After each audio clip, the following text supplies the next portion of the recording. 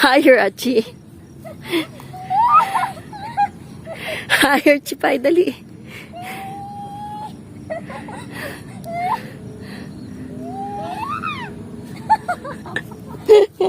I don't know if she's happy or scared. That's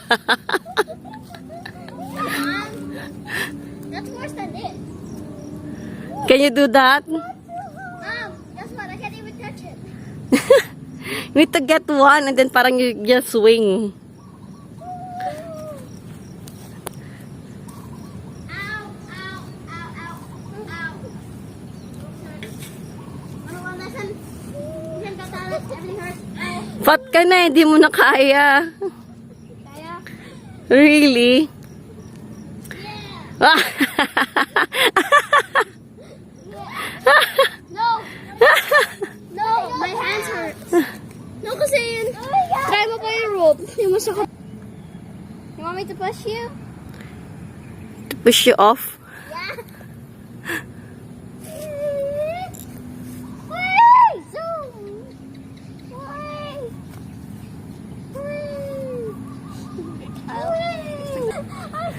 So, it's 7 a.m. Ayan, naglibot-libot lang kami. Enjoying the morning sun. After 8 months, now, nakalabas yung mga bata. Kyle, And ang saya kasi walang tao. Kyle, you sound like a psycho. May batang nag-enjoy. That's me. You sound like a psycho. You gonna try that? I'm afraid I might fall, so can someone look at me?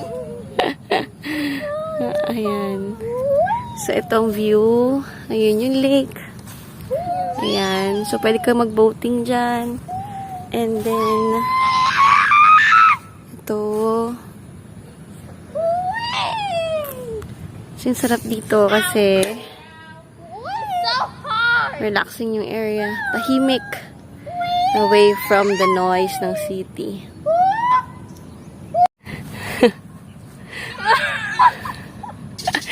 Are you enjoying it, Achi? Don't leave me be now! Sky, stop na daw! Stop na daw. Ay, no pushing na. She's dying. Guys, stop na.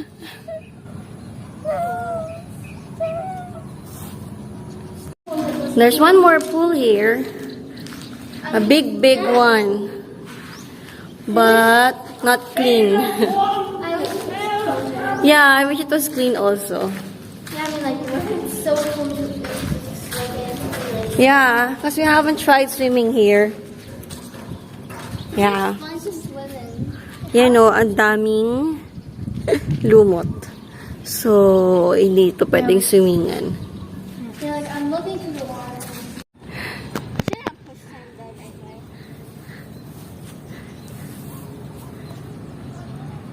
Dude. Nice view here. Whoa! Ow! Dude. Don't let go of the rope. Put it on your hand again. Stop. Oh, no, wait. Your slipper! I know. Your slipper didn't get a good sit. Actually, gusto ko lang din pumunta dito kasi ang sarap magpahinga lang dito. Push me when I Kahit say hindi push me. mag-swimming. Fine.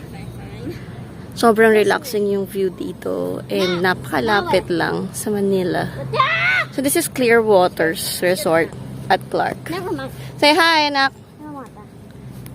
Hi. Say Bye. hi. Say hi, guys. Hi, guys. Hi, guys. It's a purple flower. No picking of flowers. No.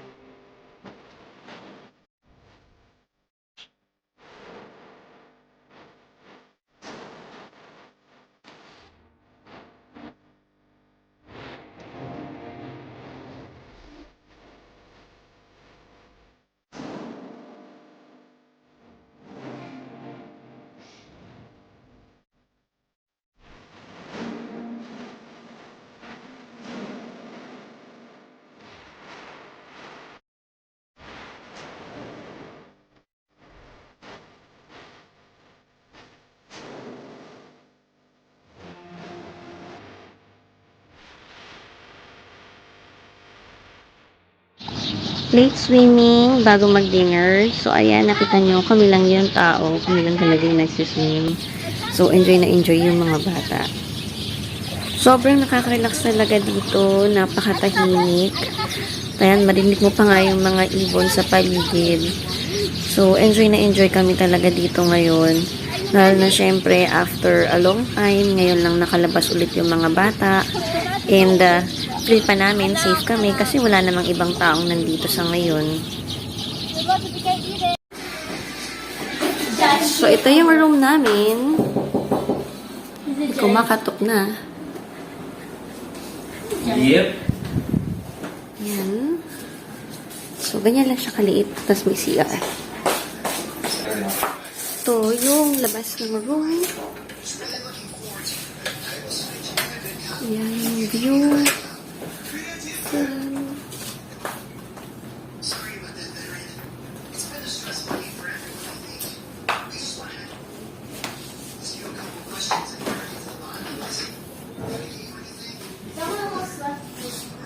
There what? Whose name? And, ito yung room namin. Actually, pa-check out na kami. So, back to reality. At least nakapag okay. Kahit isang araw. Okay, bye!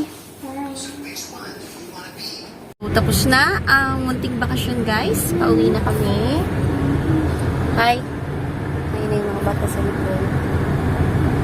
Mamaya knock-out na rin yan. So, driving na tayo. Ayan. In 200 meters, at the roundabout, Ayan. continue straight. Daming ginagawa dito sa Clark. Soon mabubuhay na rin ang Clark. Ayan, pauwi na kami. See you later.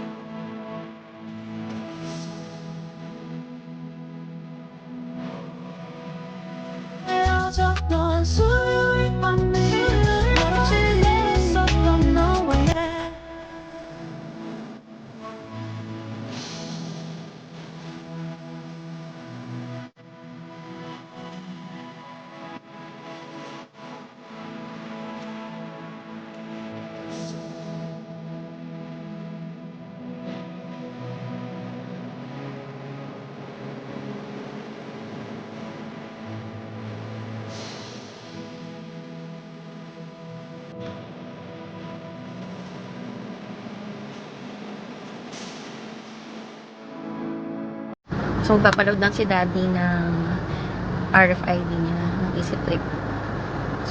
Ayan, si Bunso. Hello. Si Bunso, nasa Dreamland na. And then the girls. We're still alive. We're alive. Busy playing songs. So, ayan, medyo malapit na rin naman kami. And, siguro kuna rin kami ng anting snacks. Siyempre, bawal nga bumabas ng mga bata. Sa kotse lang sila.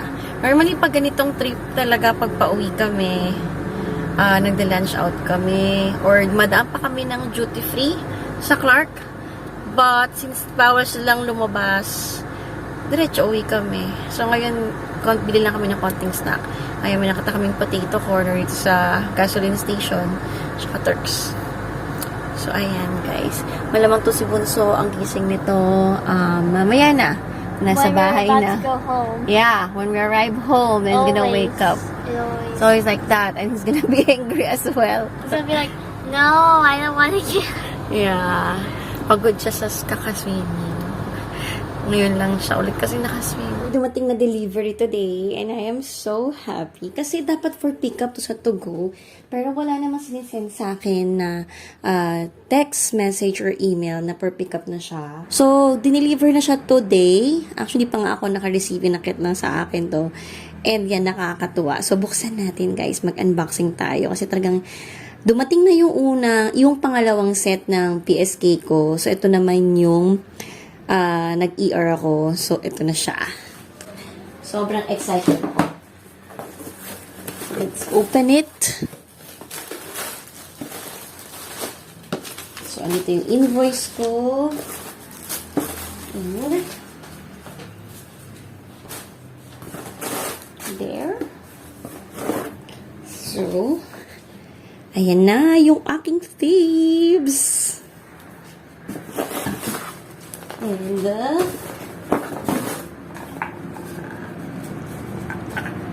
this one, there's my oil, lemon and lavender.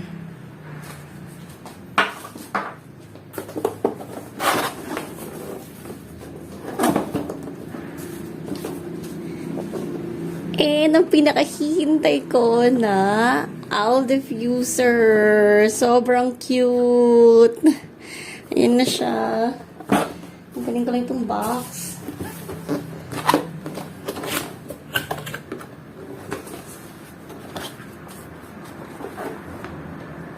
So, ayan. Ito yung charger niya. The Feather the Owl diffuser na manual. And syempre, this is it. Ayan na, yung Feather the Owl. Sobrang cute. Ang liit lang pala nito, sobra. Akala ko, sinlaki siya nung mga deserties. So, super cute lang talaga siya. So, ayan siya. Ayan yan, guys. So, tatry ko na din to. And ito yung may nagka-create ng sound na diffuser. So, may mga iba't ibang sound siya na okay for sleeping para maganda yung pag-sleep ng mga kids. So, ito yung nalagay ko sa study room. And I think I need one more para sa kids room. Or palit-palit muna sila. Since study room naman, morning, then sa kids room at nighttime. But, pwede pa rin magdagdag. So cute. So cute talaga. I love it. So, ito na. I'm trying it out for the first time. So, water pa lang yung nilagay ko just to check out yung mist niya. And, so cute. Tapos, yung narinig niya may sound siya. So, iba-iba yung mga sounds na kinecreate niya. Dito sa back, meron kang button dito. Yan, parang sound ng water. Nakasang diffuse niya, oh. This one, birds. Yan, and then, yan, parang water flowing pa din. Oh no, it's the waves. Yeah, waves siya. Very relaxing, nakakatuwa yung sounds. Kaya parang napaka-famous ng feathered owl na to. Super cute. You see kung gano'n lang siya kaliit from my desert niece. Yan lang siya. Oh. Then yung sound na yan. Tapos, to control the mist, itong nasa left na middle toe, yan yung pang-control ng mist niya. And then, dito naman sa right na middle toe, touch sensitive sila, you can change the color. See?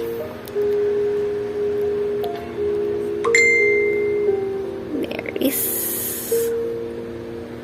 So, ayan. So, this one, ito yung high na diffusing. So, yun, meron siyang tatlong klase. So, the high, the low one, and then the intermittent. So, yun lang. Kapress mo lang itong middle toe to change that ng left side. So cute. Ayan, guys. Oh, ang ganda nung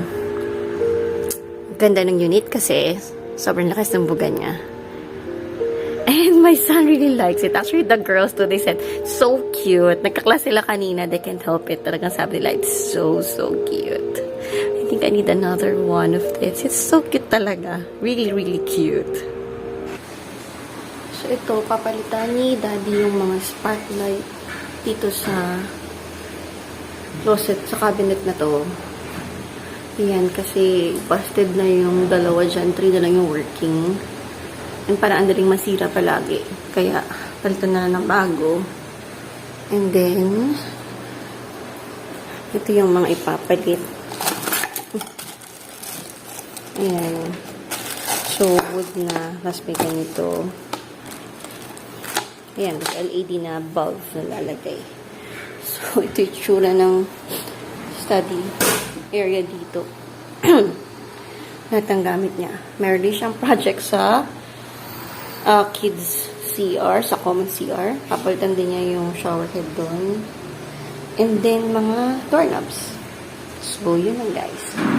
So, si handyman, si Daddy ngayon. Ayan.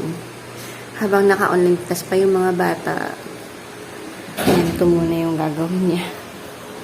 And ako, naglalaban naman ako. Nandun na yung first na sinalang ko.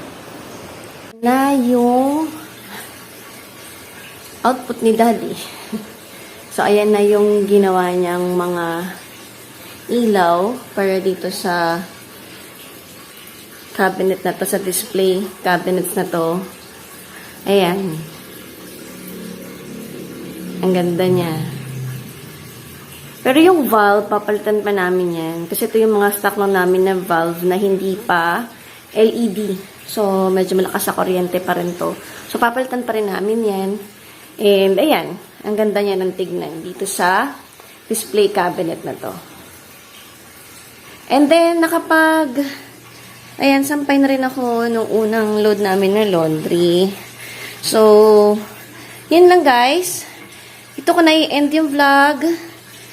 Meron pa ako ulit na isasampay pa. And, thank you so much for watching. God bless. Bye!